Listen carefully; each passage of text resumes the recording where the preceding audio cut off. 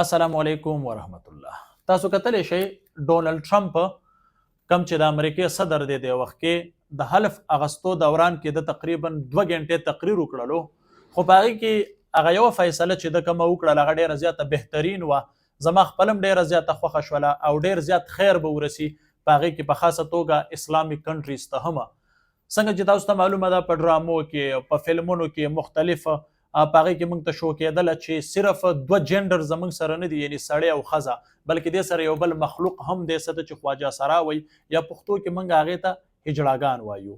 نو ده وایي چې په امریکا کې به صرف ښځه او سړی جنډرز وي، 2 جنډرز به وي، دریم جنډرز دپاره به داسې هیڅ خبره نه وي. او ډایرک هغه خبره ګول مال نه کړله او ډایرک یې دغه فیصله وکړله چې یا به سړی وي او یا به ښځه وي، دا دریم به پکې زموږ سره نه وي، دغه 2 جنډرز به وي.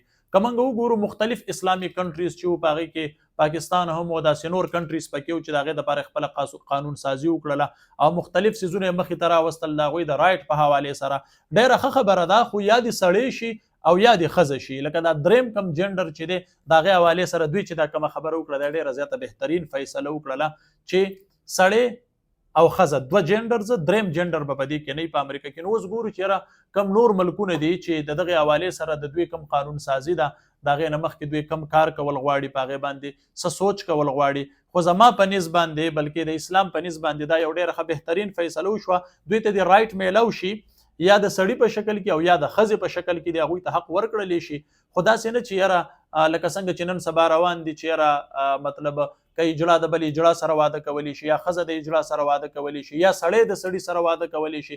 دغه خبرې د اسلامیک پوینټ اف ویو سره که موږ وګورو نو دا ناروا ده، دا یو قسمه کفر دی زموږ سره.